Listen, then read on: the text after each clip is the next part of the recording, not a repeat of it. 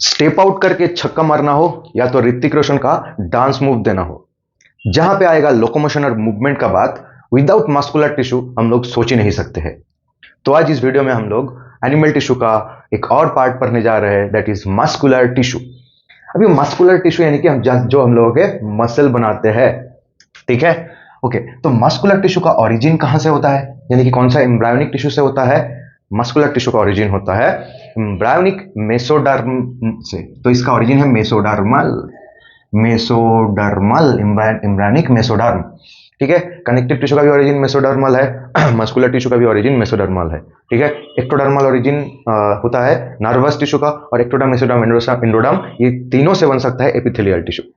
तो ओके, चलो हम लोग मस्कुलर टिश्यू के बारे में पढ़ रहे हैं। अब बॉडी के अंदर जैसे कि मूवमेंट का सोचोगे, तो जैसे कि हम लोग एक्सरसाइज कर रहे हैं, हाथ पैर को हिला रहे हैं, गर्दन को हिला रहे हैं, आंख शट डाउन करते हैं, मतलब आंख ओपन क्लोज कर सकते हैं।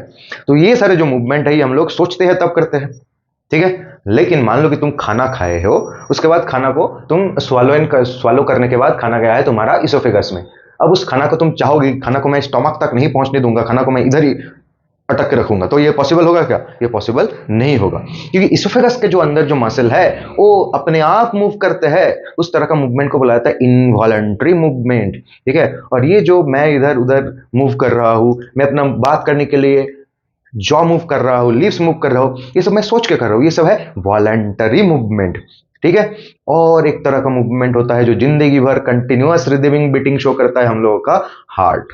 तो यहाँ ये सभी जगह में हम लोगों की बॉडी में मसल रिस्पॉन्सिबल है, ठीक है। अब मसल तीन तरह का होता है, कहां पे मसल पाया जाएगा, किस तरह का सेल से वो मसल बनेगा, उसके ऊपर बेस करके मस्कुलर टिश्यू में तीन तरह के अलग अलग टाइप देखने को मिलता है। तो first type, this is called striated muscle. तो स्ट्राइटेड मसल क्या होता है?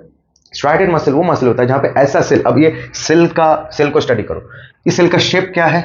सेल का शेप है सिलिंड्रिकल, सिलिंड्रिकल शेप से स्ट्राइटेड मसल बना होता है, ठीक है। ये सिलेंडर जैसा, ठीक है। इसके अंदर बहुत सारे स्ट्रक्चरल यूनिट मायोफाइब्रिल्स होता है। मस्कुलर टिश्यू का हम लोग जानते हैं कि मस्कुलर टिश्यू का स्ट्रक्चरल यूनिट्स को बोला जाता है मायोफाइब्रिल्स, ठीक है। बहुत सारे मायोफाइब्रिल्स रहते हैं ये सेल के अंदर। तो ये सेल का शेप है सिलेंडर जैसा। इस सेल के अंदर देखो बाइंडिंग दिख रहा है, ये लाइट जोन है, ये डार्क जोन है, ये डार्क जोन है, फिर लाइट जोन है, फिर एक डार्क जोन है, फिर लाइट जोन है, फिर एक डार्क जोन है। तो this is called striation, this is called striation. तो स्ट्राइएशन देखने को मिलता है, स्ट्राइएशन देखने को मिलता है, यानी कि बैंडिंग देखने को मिलता है। तो स्ट्राइएशन प्रेजेंट है, इसलिए इसका जो सरफेस है इसको रफ भी महसूस होता है कि इसका सरफेस जो होता है एक स्मूथ नहीं है, रफ है, इसलिए इसको रफ मस्कुलर टिश्यू भी बोला जाता है, स्ट्राइटेड मसल्स को, ठीक है। ये इसका एक सेल दिखाया गया है, ये बहुत सारे सेल्स नहीं है, बस एक सेल है, ठीक है। अब इसका न्यूक्लियस देखोगे, न्यूक्लियस कितना है, इधर एक है, इधर एक है, बहुत सारे न्यूक्लियस दिख रहा है। सो ये एक मल्टी न्यूक्लिएटेड सेल्स है, मल्टी न्यूक्लिएटेड है, ठीक है। अभी न्यूक्लियस किधर है? न्यूक्लियस सेल के सेंटर में है क्या? सेल के सेंटर में है क्या? ना, सेल के सेंटर में है, नहीं है, सेल के पेरिफेरी में है, यानी पेरिफेरल साइटोप्लाज्म में इसका न्यूक्लियस स्प्रेड आउट रहता है। तो पेरिफेरल न्यूक्लियस, न्यूक्लियस का पोजीशन है पेरिफेरी में। तो सेल सिलेंडर जैसा हो गया, न्यूक्लियस पेरिफेरी में हो गया, ठीक है। सेल के अंदर स्ट्राइएशन दिख गया, तो इसलिए इसको स्ट्राइटेड मसल बोलते हैं। अब ये कहां पे पाए जाते हैं? ये प्रेजेंट रहते हैं हम लोग के हड्डियों के ऊपर, यानी कि ये हड्डियों के ऊपर जो मसल है, ये हड्डियों के बाइसेप्स के हड्डियों के ऊपर जो मसल्स है, ठीक है, यानी कि हम लोग के लिम्स के ऊपर जो मसल्स है। तो ये सारे मसल हम लोग के स्केलेटन के ऊपर प्रेजेंट रहता है, बोन्स के ऊपर प्रेजेंट रहता है, इसलिए ये मसल को हम लोग स्केलेटल मसल भी बोलते हैं। ये मसल को हम लोग स्केलेटल मसल भी बोलते हैं। ये स्ट्राइटेड भी है, स्केलेटल भी है। और हम लोग जानते हैं स्केलेटन का जो मूवमेंट्स होता है वो वॉलंटरी होता है, इसलिए वॉलंटरी मसल भी है। ये क्या है? ये वॉलंटरी भी मसल है, ये वॉलंटरी नेचर का होता है। तो ये हो गया स्ट्राइटेड मसल। अब नॉन स्ट्राइटेड देखो, ये बेचारा स्मूथ है, इसके ऊपर कोई स्ट्राइशन नहीं है, इसलिए इसका दूसरा नाम दिया गया है स्मूथ मसल, ठीक है। इसमें स्ट्राइशन नहीं है। इसका न्यूक्लियस किधर दिख रहा है? इसका शेप कैसा है? इसका शेप है स्पिंडल शेप, बर्फी जैसा होता है, स्पिंडल जैसा दिखने में होता है इसका, ठीक है। इसका जो देखो एंडिंग जो दिख रहा है, टैपर्ड एंडिंग, मतलब धीरे धीरे कोन फॉर्म किया है, तो इस तरह का एंडिंग को हम लोग फ्यूजिफॉर्म भी बोलते हैं, फ्यूजिफॉर्म एंडिंग भी बोलते हैं, यानी कि टेपरिंग हुआ है, यानी कि लास्ट में जाके दोनों जो लाइन जा रहा था, दोनों लाइन जाके लास्ट में मिल गया है। तो इसके देखो, इसके जो सेंट्रल पोजीशन में सेल का जो इक्वेटोरियल जोन है ये फैला हुआ है, और एंडिंग जो है ये टैपर्ड हो गया, यानी कि मिल गया है। अब ये इसमें न्यूक्लियस तो क्या है, न्यूक्लियस सेंट्रल दिख रहा है, सेंट्रल न्यूक्लियस, इधर पेरिफेरल न्यूक्लियस दिखा था। इसमें कितना न्यूक्लियस दिख रहा है, यूनी न्यूक्लियस दिख रहा है, यूनी न्यूक्लिएटेड है, मल्टी न्यूक्लिएटेड नहीं है। इसमें स्ट्राइशन है, नो स्ट्राइशन, स्ट्राइशन इसमें नहीं है, ठीक है। इसलिए इस सेल्स को हम लोग, इस तरह का सेल से बना हुआ मसल को हम लोग बोलते हैं नॉन स्ट्राइटेड मसल या स्मूथ मसल। अब ये कहां पे होता है, ये प्रेजेंट होता है हम लोगों के इंटरनल ऑर्गन में, विसरा में, इसलिए इसको विसरल मसल भी बोला जाता है, इसलिए इसको विसरल मसल भी बोला जाता है। अब देखो विसरा का बात आएगा तो मैं अभी बोला था कि इसोफेगस एक विसरा का पार्ट है, स्टोमक एक विसरा का पार्ट है। तो इंटरनल ऑर्गन्स का मूवमेंट हम लोग अपने मन से रेगुलेट नहीं कर सकते हैं, इसीलिए इस तरह का मसल को हम लोग बोलते हैं इनवॉलंटरी मसल। ये इस तरह का मसल जो है ये इनवॉलंटरी भी है। तो स्ट्राइटेड वॉलंटरी मसल्स होता है, नॉन स्ट्राइटेड मसल इनवॉलंटरी होता है, जो कि हम लोग अब सोच के इस मसल का मूवमेंट को रेगुलेट नहीं कर सकते हैं, ठीक है, विल और विश के अंडर नहीं है इसका कंट्रोल। उसके बाद तीसरा मसल है कार्डियक मसल। कार्डियक नाम से पता चल रहा है कि ये जो हार्ट के वॉल में, मायोकार्डियम रीजन में जो मसल होता है उसको बोला जाता है कार्डियक मसल, जिसकी वजह से heart continuous rhythmic beating show करते हैं। तो कार्डियक मसल किधर प्रेजेंट है, कार्डियक मसल प्रेजेंट है हार्ट में। ये मसल का अब स्ट्रक्चर टाइप देखेंगे, सेल, ये एक सेल है, ये एक सेल है, ये एक सेल है, ये एक सेल है।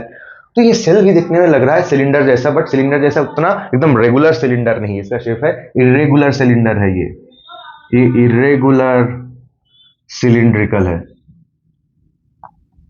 इसका शेप। इसमें स्ट्राइशन दिख रहा है, हाँ जी स्ट्राइशन तो दिख रहा है। तो ये इसमें स्ट्राइशन, राइट, स्ट्राइशन ठीक, स्ट्राइशन है। उसके बाद इसमें न्यूक्लियस किधर है, न्यूक्लियस तो सेंटर में नहीं है, पेरिफेरी में दिख रहा है।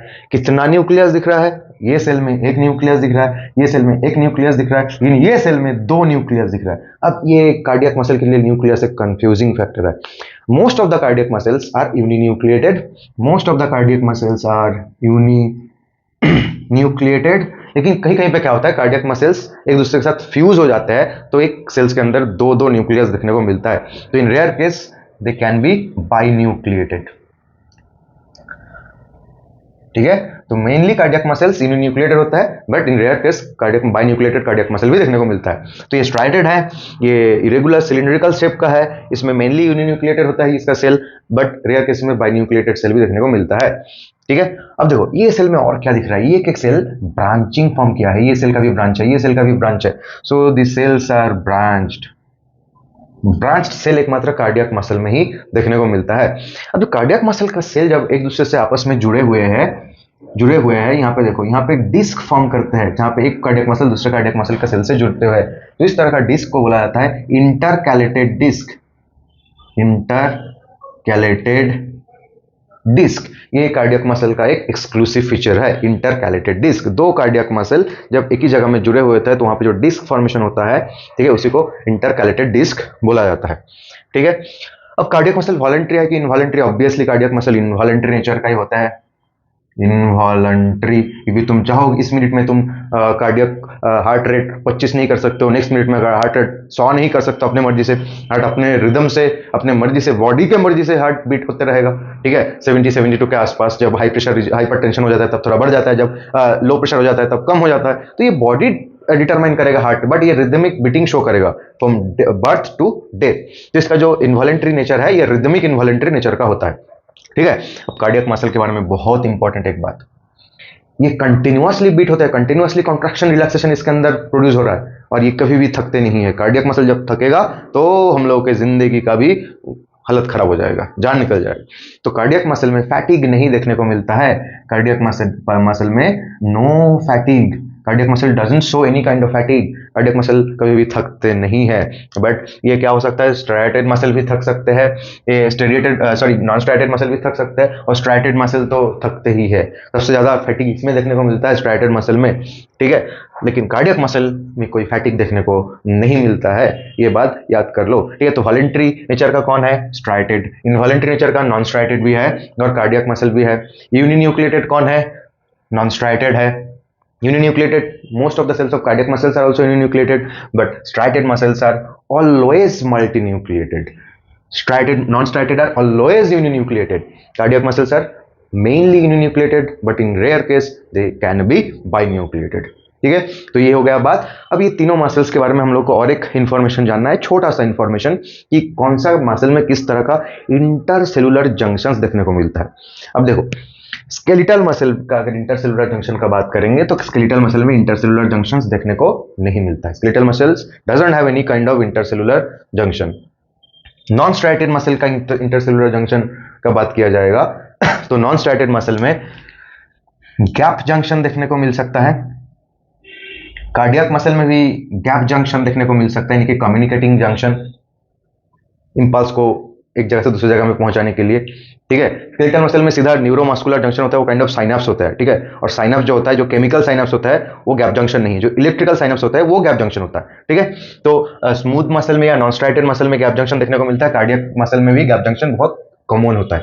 ये छोड़ के ये दोनों में ही एडहियरिंग जंक्शन या जोनुलर एडहेरेंस देखने को मिल सकता है। ओके, तो ये हो गया हम लोगों का एनिमल टिश्यू में muscular tissue. So thank you students.